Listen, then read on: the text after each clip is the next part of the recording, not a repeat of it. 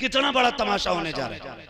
कोई फिल्म बनी है, हम दो हमारे बारे, इसको लेकर के हंगामा। मैं एक बात पूछना चाहता हूं, आपको कुछ होश है? कभी जागोगे आपके? नहीं। कभी होश के नाखून लेंगे क्या हम? नहीं। हर तरफ से मजहब इस्लाम को टारगेट किया जा रहा है, हमारी तस्वीर बिगाड़ के लोगों के सामने रखी जा रही है, और यह साबित किया जा रहा है कि इस्लाम और इस्लाम के मानने वाले सबसे गंदे लोग हैं। मैं चैलेंज करता हूं दुनिया कुफ्र के एक फिरौन को, खुदा की कसम, अगर इस्लाम का आईना जमाने को दिखाना है तो फिल्में चला के नहीं, फारूक आजम के किरदार से दिखाओ, सिद्दीक अकबर का किरदार उठाओ, नबी के उमर का किरदार उठाओ, उस्मान गनी का किरदार दिखाओ, मौला अली का किरदार दिखाओ। अगर ये किरदार देख लिया, पूरी दुनिया को कहना पड़ेगा कि मोहम्मद से वफा तूने तो हम तेरे हैं, ये जहां चीज है क्या लोहो गलत तेरे। वो इंटरव्यू उसका लिया गया जिसने पोस्टर बनाया, कहा भाई तूने सिर्फ टोपी वाले क्यों लगाए? कह नहीं मेरा मकसद नहीं है ये किसी एक को तकलीफ देना। वो बेगैरत हुजूर के चाहने वाले अंधभक्त नहीं है, रोटी खाते हैं, दिमाग रखते हैं। अगर तेरा मकसद किसी एक जात को, किसी एक खास तबके को टॉर्चर करना नहीं था, तो फिर तूने सिर्फ कुर्ता टोपी वाले क्यों लगाया? अपना भी लगाता एक फोटो, दूसरी कौमों का भी लगाता।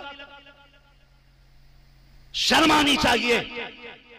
जितना चाहो बिगाड़ के बयान करो, लेकिन खुदा की कसम इस्लाम की फितरत में कुदरत ने लचक दी है, जितना के दबाओगे उतना ही ये उभरेगा।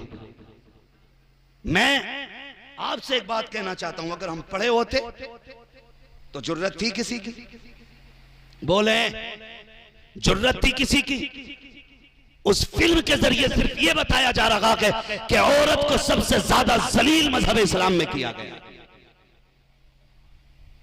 क्यों यह तस्वीर क्यों सामने रखी गई? क्योंकि हमारे बाज अनपढ़ लोगों ने अपने घरों के हालात बिगाड़ रखे। काश अगर हम शराबी ना होते, जुआरी ना होते, तो हम अपने घर की बहन बेटियों पे सितम नहीं करते। शराब पी पी करके घर में घुसने वाले ये किसी एक खास मजहब के लोग नहीं, ये किसी भी मजहब के लोग हो सकते, ये किसी भी जात से ताल्लुक रख सकते। मगर मैं आपसे इतना कहना चाहूंगा, आपको सिर्फ इतना बताना चाहूंगा, ये हमारा कैरेक्टर लोगों के सामने गलत तरीके से पेश करना चाहते हैं कि इस्लाम ने औरत को पैर की जूती कहा है। तारीख उठा के देख, जब तुम बहन बेटियों को जिंदा जला रहे थे, तब जीने का अधिकार बेटियों को इस्लाम ने दिया था। जब बेवा को जिंदा रहने का हक नहीं था, जब बेवा मनहूस कही जाती थी, जब बेवा को मुंह काला करके गलियों में घुमाया जाता था, जब बेवा को 40 दिन के लिए मकान में बंद कर दिया जाता था, तब मेरे नबी ने हजरत खदीजतुल कुबरा से निकाह करके ऐलान किया था, लोगों बेवा औरतें मिटाने के लिए नहीं हैं, बेवा औरतें घर को सजाने के लिए होती हैं। पढ़ो तारीख इस्लाम की, खुदा की कसम मिसाल नहीं मिलती है, मिसाल नहीं मिलती है।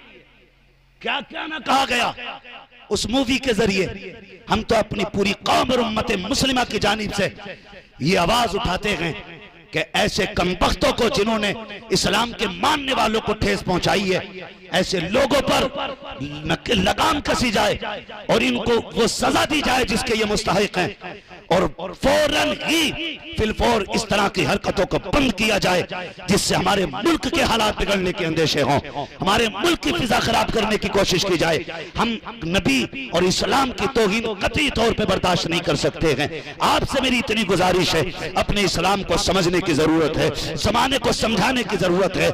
आज इल्म नहीं है तो हम कितने बिगड़ते जा रहे हैं, हमें एक दूसरे के हुकूक मालूम नहीं है। बुरा ना मानिएगा, हमारी भी कुछ कमियां हैं। आज बात बात हाथ पे तलाक देके औरतों को घर से निकाल देते हो, इसको ये समझते हो ये तुम्हारी सबसे बड़ी पावर है। ख्याल रखना चाहिए, याद रखना मेरे भाई, बाप पर 7 बेटियों का होना बोझ नहीं होता, 9 बेटियों का होना बोझ नहीं होता है। जितना बोझ बेटी का तलाक लेके बाप के दरवाजे पे आना, उसके हाथ में तलाक का कागज जिस तरह बाप को तोड़ देता है, कोई बोझ बाप को नहीं तोड़ता है। और तुम्हें खुदा का वास्ता, अगर आपकी बीवी से आपकी नहीं बनती है तो तलाक ना देना, घर से ना निकालना, सब्र करके जिंदगी गुजार के चला जा। अल्लाह तुझे इस सब्र के बदले में जन्नत का परवाना अता फरमा।